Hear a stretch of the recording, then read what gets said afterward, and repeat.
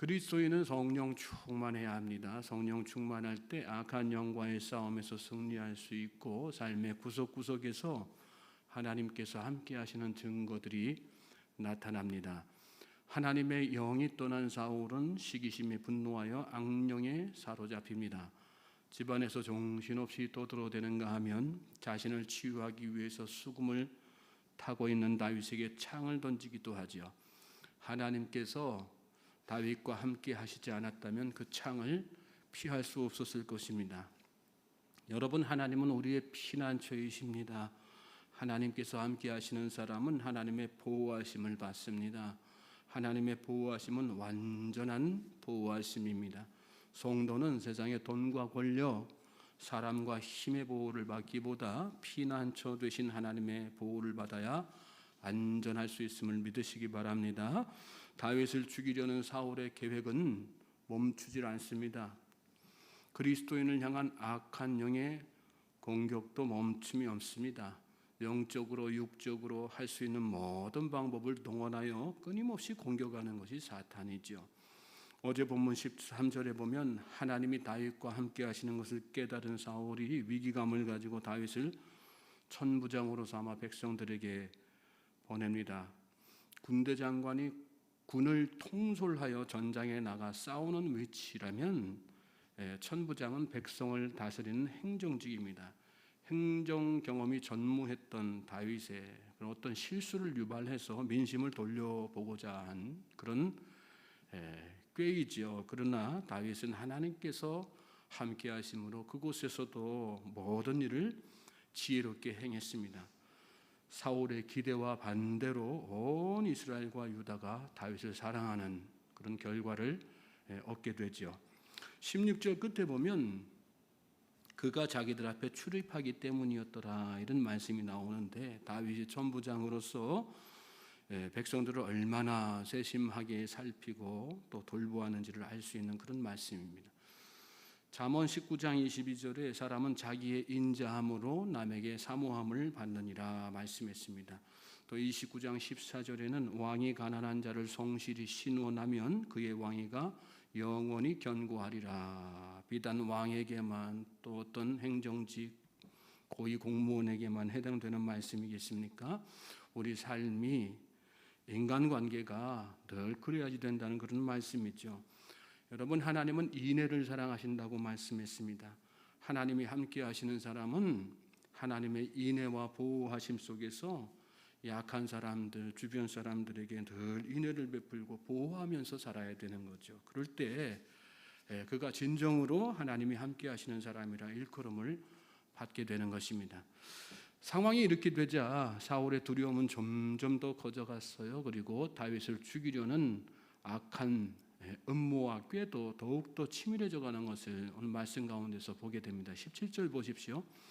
사울이 다윗에게 이르되 내 맏딸 메랍을 내게 아내로 주리니 오직 너는 나를 위하여 용기를 내어 여호와의 싸움을 싸우라 하니 이는 그가 생각하기를 내 손을 그에게 대지 않고 블레셋 사람들의 손을 그에게 대게 하리라 함이라.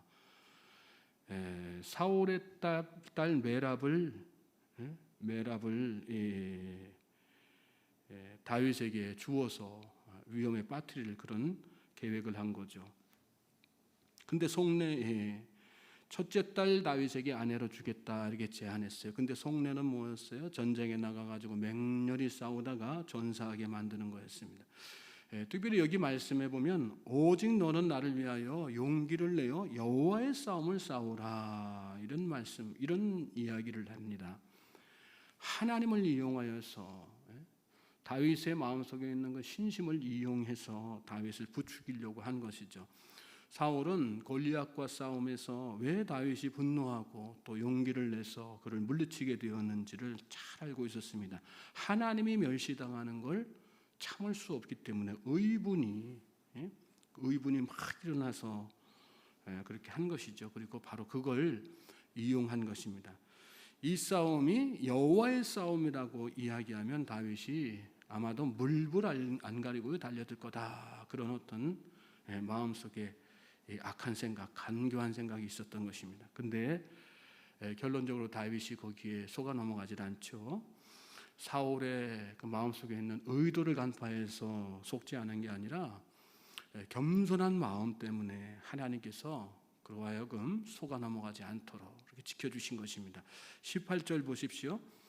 다윗이 사울에게 이르되 내가 누구며 이스라엘 중에 내 친속이나 내 아버지의 집이 무엇이기에 내가 왕의 사위가 되리까 하였더니, 무슨 말씀일까요? 나는 그런 자격 없습니다. 제가 누구라고 감히 왕의 사위가 되겠습니까? 다윗은 참 겸손한 사람이었습니다. 그때 상황이 왕보다 자기가 더 높임받는 그런 상황이었지 않습니까? 사울은 천천히요, 다윗은 만만이라 여인들이 다 성읍에서부터 나와가지고 막 춤추고 노래했어요. 그리고 높였어요. 온 이스라엘로부터 또 천부장 지낼 때 뭐라고요? 온 이스라엘로부터 유다로부터 다 사랑받았다 했습니다. 이 정도 되면 나 정도면 당연히 왕의 사위가 될 만하지, 그렇게 생각할 수도 있었죠. 그렇지만 오히려 다윗은 자신을 철저하게 낮추는 그런 모습을 보입니다.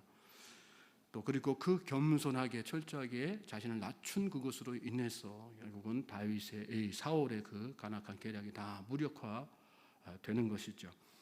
여러분, 하나님은 거만한 자를 비웃으시며 겸손한 자에게 은혜를 베푸십니다. 믿습니까? 하나님이 함께 하시는 사람은 그래서 늘 겸손합니다.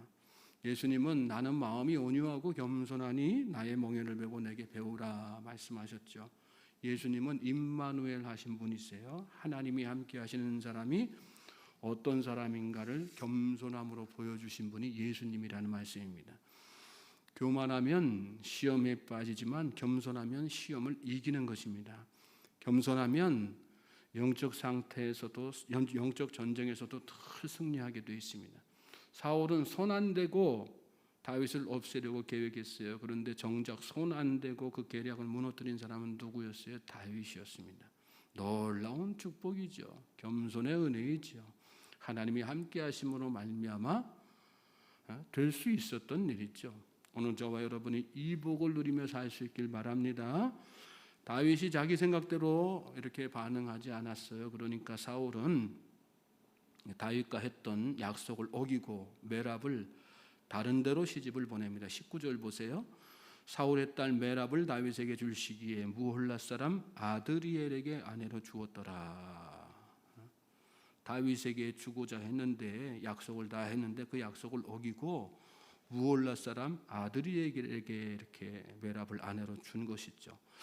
여기 말씀에 왜 갑자기 무홀라 사람 아드리엘일까? 아드리엘은 대체 누구일까? 아드리엘은 여기 한 군데 나오고 끝나기 때문에 어떤 사람인지 정확하게 알 수가 없습니다. 다만 그가 무홀랏 사람이라는 것에서 약간의 힌트를 우리가 얻을 수가 있는데, 무홀랏은 당시에 아주 곡창지대에서 평야지대였어. 그리고 거기에 사는 인구가 많지 않았어요. 소수의 인원이 그 풍성함을 다 나누어 갖고 있었다는 그런 뜻이죠. 그래서 대부분이 부유하게 살았다는 말입니다. 그리고 아드리엘의 아버지 이름이 나중에 바르실레라고 이렇게 나오는데, 그 바르실레의 뜻이 강철심장이라는 뜻이에요.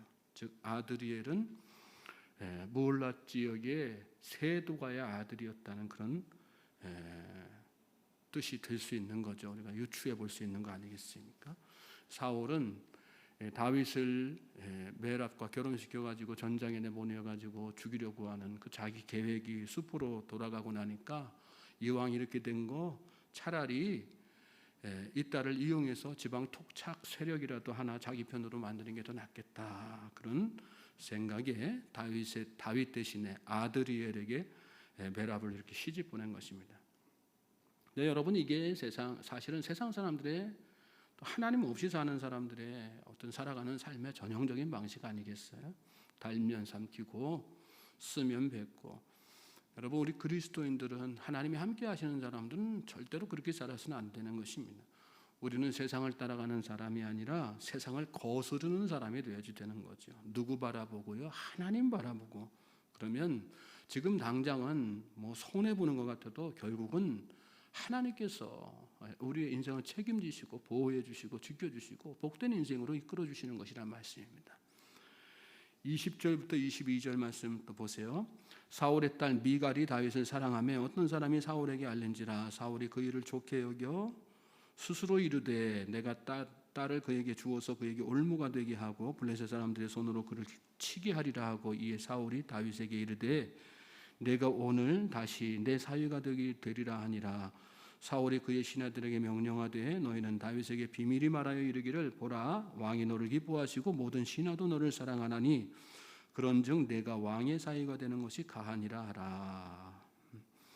첫째 딸 메랍을 시집 보내서 이렇게 죽게 하려는 작전이 실패하니까 이번에는 둘째 딸 미갈을 이용하죠. 20절에 보면 어떤 사람이 사울에게 미갈이 다윗을 사랑한다는 사실을 알렸어요. 그랬더니 사울이 그 일을 좋게 여겼다 그랬는데 미갈이 다윗을 사랑하는 거 둘이 서로 사귀고 그러는 걸 좋아했다는 얘기가 아니라 기때는 이때다. 이건 기회다 이렇게 생각했다는 그런 뜻입니다. 그리고 뒤에 말씀 보면 스스로 이르되 내가 딸을 그에게 주어서 그에게 올무가 되게 하고 블레셋 사람들의 손으로 그를 치게 하리라. 이렇게 마음속에 자기의 악한 계략을 다 가지고 둘째 딸까지도 이용하는 그런 사울의 악한 모습을 여기 말씀 가운데서 보게 되죠. 그것도 모자라서 신하들에게 은밀히 명령해요.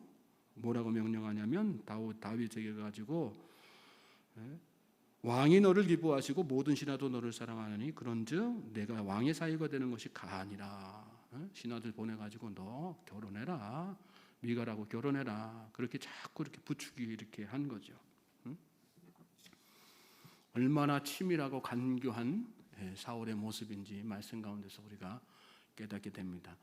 23절부터 25절 같이 또 읽겠습니다. 시작. 사울의 신하들이 이 말을 다윗의 귀에 전하매 다윗이 이르되 왕의 사위 되는 것을 너희는 작은 일로 보느냐 나는 가난하고 천한 사람이라 한지라. 사울의 신하들이 사울에게 말하여 이르되 다윗이 이러이러하게 말하더이다 하니 사울이 이르되 너희는 다윗에게 이같이 말하기를 왕이 아무것도 원하지 아니하고 다만 왕의 원수의 보복으로 블레셋 사람들의 포피 100개를 원하신다 하라 하였으니 이는 사울의 생각에 다윗을 블레셋 사람들의 손에 죽게 하리라 함이라.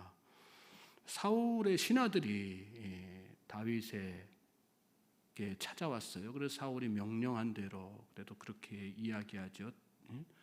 다윗을 부추겼다는 말씀이에요. 그런데 다윗은 이번에도 자신은 너무나도 겸손한 모습으로 나는 가난하고 천한 사람이기 때문에 사위가 될 수 없습니다. 이렇게 이야기를 해요. 그러고 나서 사울의 신하들이 다윗이 말한 것을 사울에게 다시 와서 이렇게 자세하게 이야기를 했더니 사울이 이번에는 어떻게 해요? 다른 거 다 필요 없으니까 그 대신에 딱 한 가지만 해라. 뭐냐? 블레셋 사람들의 포피 100개만 가져와라. 그러면 된다.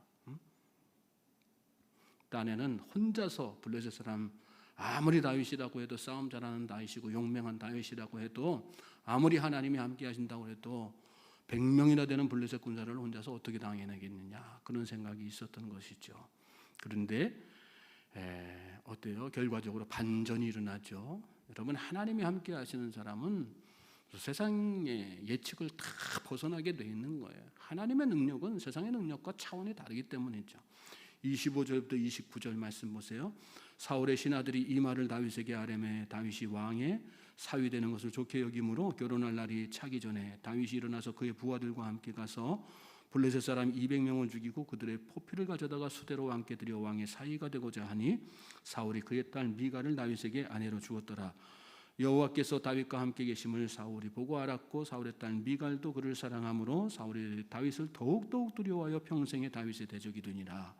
블레셋 사람들의 방백들이 싸우러 나오면 그들이 나올 때마다 다윗이 사울의 모든 신하보다 더 지혜롭게 행하며 이에 그의 이름이 쉼이 귀하게 됨이라. 반전이 일어났어요. 100명은 어떻게 상대할까 그렇게 생각해서 다윗을 속였는데 막상 다윗이 부하들과 함께 나가가지고 전장에 나가서 블레셋 군사들을 싸우는데 몇 명의 포피요? 200명 100명의 2배 되는 200명의 포피를 베어다가 그만큼 많은 블레셋 군대를 물리쳤다는 얘기죠. 그리고 그 포피를 가져다가 왕에게 바쳤어요. 그랬더니 사울은 뭐 할 말이 없는 거죠. 그래서 결국은 미갈을 다윗과 결혼을 시켰어요. 그리고 나서 이렇게 쭉 보니까 미갈이 다윗을 너무너무 사랑하고, 그리고 다윗은 다윗대로 승승장구하는 모습이 보이는 거예요. 그러니까 마음속에 더욱더욱 두려워요. 두려움이 더 커졌다는 게, 야, 감당할 수 없는구나, 감당할 수 없구나. 야, 진짜 하나님이 함께 계시니까 별의별 일이 다 일어나네. 그래가지고 더욱더욱 두려워하는 마음이 그렇게 생겼단 말씀이에요. 오늘 여러분을 힘들게 만드는 자들이 있습니까? 여러분을 시험하는 악한 사단 마귀의 역사가 있습니까? 하나님이 여러분과 함께 하심으로 말미암아 그들이 더욱더욱 두려워하는 역사가 여러분 삶 가운데 나타나기를 주님의 이름으로 소망하고 축복합니다. 여기서 멈췄으면 그래도 나았을 거예요. 그런데 사울은 여기서 멈추지 않고 이 말씀 보면 평생에 다윗의 대적이 되니라. 악한 양에 휘둘려 살면 다른 걸 포기할 줄 몰라. 악한 마귀도 이렇게 포기할 줄 몰라. 평생 동안 괴롭히고 따라다니는 거예요. 그래서 우리가 날마다 성령 충만하고 영적인 무기를 잘 갖추고 싸움에 잘 대비하면서 살아야 되는 것입니다. 하나님이 함께 하시는 방법밖에 없어요. 하나님께서 함께 하셔야 시시각각 다가오는 악한 영들과의 싸움에서 우리가 승리할 수 있는 것입니다. 세상 사는 거, 우리가 세상 사는 세상이 어떤 세상이에요? 미혹 많은 세상이에요. 시험 많고 악한 영의 도전이 끊임없는 그런 세상입니다. 사단은 점점 더 간교한 방법으로 우리를 넘어뜨리려고 애를 쓰죠. 오늘도 우리는 그 세상에서 살아가면서 하나님이 나와 함께 하심을 느끼고 체험하고 또 드러내면서 살아야 됩니다. 쉽지 않은 일이죠. 성령 충만해야 가능한 일입니다. 흔들림 없는 확신과 겸손이 필요하고요. 어떤 때에는 손해도 감수해야 됩니다. 다들 그러고 사니까 나도 그러고 살면 되지 하고 적당히 타협하고 싶은 때도 있을 것입니다. 그러나 그럴 때마다 말씀 붙들고 하나님 앞에 간절히 기도하면서 그때 주시는 하나님의 마음으로 살아가다 보면 결국 우리가 승리하는 것입니다. 믿습니까? 우리 인생이 결국은 복된 인생 되는 거예요. 여기 말씀 끝에 보면 다윗이 사울의 모든 신하보다 더 지혜롭게 행함에 이에 그의 이름이 심히 존귀하게 되니라.